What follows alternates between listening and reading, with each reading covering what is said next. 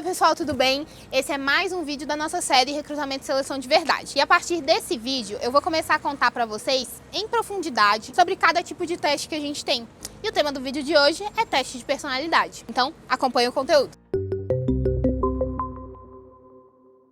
Bom, pessoal, teste de personalidade serve para quê? Para medir as características das pessoas. Ou seja, ele é uma forma de você avaliar ali o perfil de uma maneira mais neutra, né? Sempre com um mesmo padrão de medição, um mesmo padrão de avaliação do candidato. É por isso que muitas vezes o teste de personalidade te ajuda a entender o perfil da pessoa de uma maneira mais objetiva do que quando você está numa entrevista. Então no teste a gente destrincha no detalhe vários níveis de característica das pessoas, como assertividade, comunicação, ambição, flexibilidade, sociabilidade, influência e tantas outras características que uma pessoa tem. DISC, por exemplo, é uma metodologia de teste de personalidade. Porém, o DISC coloca as pessoas dentro de 4 caixinhas. Isso acaba sendo um pouco engessado, né? A gente, ser humano, não é tão preto no branco assim, cada um é de um jeito e pronto, acabou. A gente tá mais ali pro cinza, na zona das cores. Então é por isso que o DISC acaba sendo um pouco mais limitado na avaliação. Na Mindsight, a gente escolheu como metodologia o Big Five. É uma metodologia que surgiu em 1930, baseado no método lexical, que depois foi completado com várias avaliações comportamentais humanas,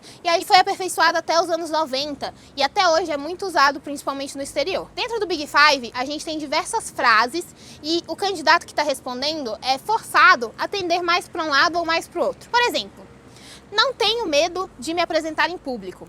No outro lado você tenho facilidade de analisar números e tirar conclusões. Para qual lado você tende mais? Cada uma dessas frases, ela diz respeito a uma possível característica que o candidato tem. E ele é forçado a comparar o teste inteiro uma característica com a outra. A gente mede 16 características e todas elas têm esse jogo de serem comparadas umas com as outras até que a gente chegue no resultado final. Quais são as características que ela mais tende a apresentar no dia a dia? Esse tipo de teste é o que a gente chama de self-assessment, ou seja, autoavaliação. É óbvio que um teste em que a gente está se autoavaliando, existe alguns possíveis problemas. Um deles é projeção. O candidato tentar projetar uma imagem que não necessariamente é verdade. O segundo é autoconhecimento. Às vezes a pessoa não se conhece tão bem.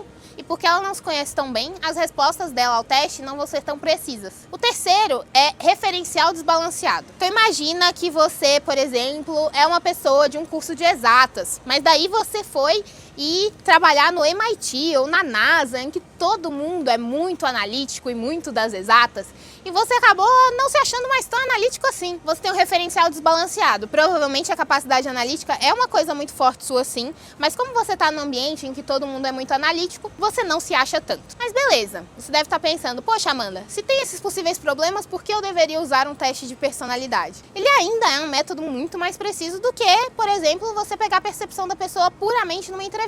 Não tô falando que não é para fazer entrevista, gente, tem que fazer sim. Mas no teste de personalidade você vai ter uma avaliação mais isenta. Fora isso, existem diversos mecanismos dentro de um teste de personalidade, como eu estava falando há 2 vídeos atrás, sobre confiabilidade, validade, que garantem que ele realmente mede o que ele diz. Então, num teste de personalidade, a gente tem algumas formas de testar a mesma coisa mais de uma vez para garantir que aquela medição é precisa, né? É como se a gente fizesse uma dupla verificação da mesma característica. E aí a gente volta naquele ponto. Vai ter o candidato perfeito? Não vai. Não necessariamente o candidato vai ter todas as características que você precisa, porque ninguém tem todas as características também. Justamente por isso a gente compara uma com a outra para entender o que o candidato tem mais tendência. Mas não quer dizer que ele não consiga executar atividades que exigem alguma outra característica. Por exemplo, vamos supor que a pessoa, na função dela, vai ter que fazer apresentações em público. E para isso ela precisa desenvolver um pouquinho mais a característica dela de comunicação.